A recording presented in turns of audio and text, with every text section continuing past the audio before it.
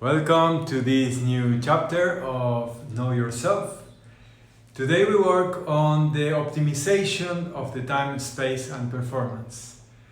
I've been experiencing these days to do things differently, and with the exercise that we did yesterday, I am knowing myself better in what moments and spaces I perform my best.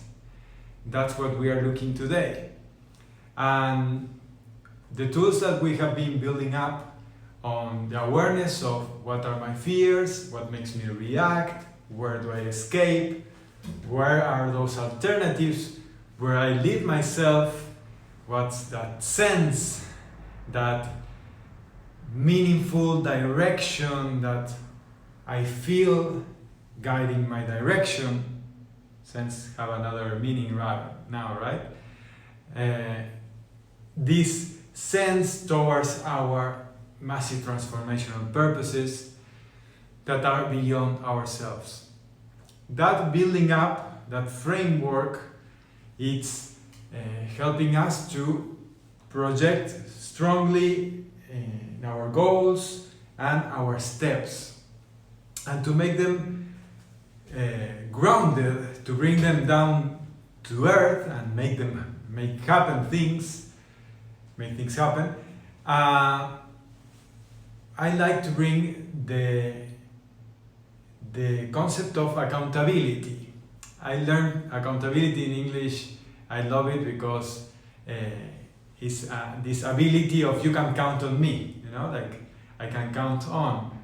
And in accountability, the economic studies, I've learned that one cannot control what we cannot measure.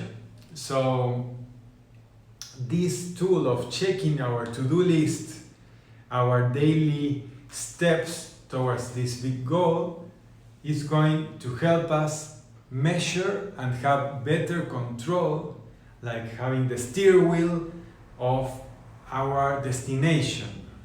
So that control has to be sincere. That's why we need a honest accountability to make it real. I can really count on myself. That's what we are looking. And for that we need to be aware of this awareness on the obstacles. What has been part of my own circumstance, my own fears, my own sabotage, and what has been part of the environment. There are internal and external obstacles. And to build up trust, to be able to count on myself, I have to be able to trust myself. And to trust myself, I need to know myself. How can I trust myself if I don't know me?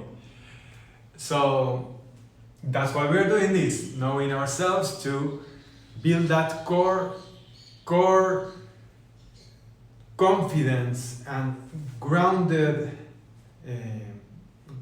power that we do and what we say happens. So that builds up the real accountability. Okay, we have these tools of measuring daily, and the time and space is a component that builds up context. We are in a time space. In coaching, we talk about we are a being. We are being, and that awareness of time space. What are the circumstances, the conditions that are shaping me, are responsible from my states and my performance. The state is very linked to our performance. We can have certain performance according to our state. So we go even on the background of the manifestation, that is our state. That we can work with the tools that we have been talking about, meditation, breath work, this analysis of myself. We can work on our states to be more empowered in our character, and also we can work in the time space of how we navigate and keep our states working for our best. That's why we are building up this state of flow that we are driven by. We are focusing through what we really want to happen, and the attention is going to sculpt, is going to direct our state, our energy, and build up this capacity of performing more. Okay, so the attention and the focus is crucial because it's going to build up the state. And in these times we are having a lot of problems with the distractions. Suddenly a pops up window, a notification, somebody talked me, there's like a lot of stimulus that may be distracting.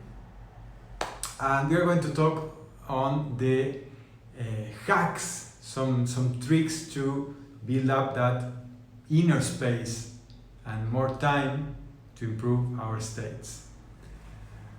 So, how to not distract and do the procrastination. Procrastination is when we have something that is important and that doesn't happen because of something of less importance or relevance to cover. So, in order to not get distracted, distraction, not traction, not advancing towards our goals, we need to understand how our motivation and our focus system work from the neuropsychology perspective, biopsychology perspective. That is through the system of dopamine. Dopamine is the hormone that is working on the attention. It's a system that rewards us from, it's not a hormone, sorry, it's a neurotransmitter that works on the motivation and the rewarding system of our actions. So, keeping the focus here. So, when we are now in a situation that we have our cellular, our phones in our hands, and we are moving the finger and watching new content, new lights, like news, beautiful pictures, the dopamine system says that if we move like that, we have rewarded of new information. If we call the delivery, we have good food. So that is crippling our capacity of doing more effort and doing effort in things that are more harder to achieve. So, to not get crippled by our dopamine saturation or short-circuiting or glitching that we have in these times, it's super important to keep the cellular, the notifications, the messages that do not come up. That's one of the main hacks I want to share today.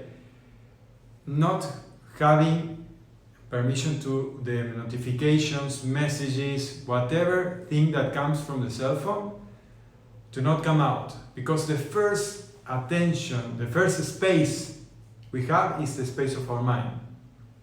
And if we get it out with the notification of the external world, we are in firefighter mode all the day because our system doesn't know who the message is from, and we are all the time there, like Wonder Woman. We could be someone, it could be my son, it could be whoever, and suddenly it's just a notification, so, or a message from a group. So no messages or luminous notifications is a great service you're going to do for your system and your inner circuits of motivation.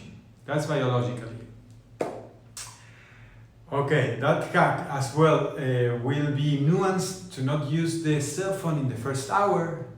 So we start winning time as well. What are the times that we perform our best and we are not getting pulled from ourselves, from our attention, from what is important for us, the priorities we have in our lives. Because when we are not doing what we aim towards, when we are not doing these steps towards our massive transformational purpose, we are not only stealing from ourselves, we are stealing from all the persons that we are going to benefit with that. So it may appear like strong at the beginning of, hey, I am blocking my space, I'm making more space, I don't answer cell phone in the first hour, but that's for a higher good, because you will be at your best. So the task for today regarding this is letting the people around you know that you are in a process of working on your performance and improving your states, so you are taking care of the stimulus around, or the messages. You can do a social detox, a cell phone detox. It's even better to do the talkings with the persons that can reach out, or the persons in our house, like the physical space of, hey, at this time I will do this, so I need silence for this video, I need the dogs not to bark, so my brother, I have agreement with my brother to put them inside. Those little things that will make the difference. Those are those kinds of conversations. The cell phone notifications off of whatever source, that will be a great service for yourself. And the resting and accountability time. Resting from it too. I like to have this accountability time, the conversation with myself, in the last time of the day. That's a nuance for optimizing the performance. Doing this analysis, evaluation of what I did this day and what I will do for the next day. So we have this list towards our purposes and we don't lose track on them. And we keep the detox from the cell phone, so we don't have messages that will go with us to our subconscious while we rest.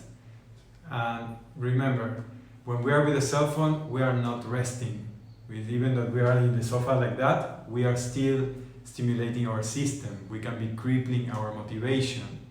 And the motivation you steal from, or you weaken, you're taking it from the higher goals. So keeping the focus. Thank you for listening today, and see you tomorrow.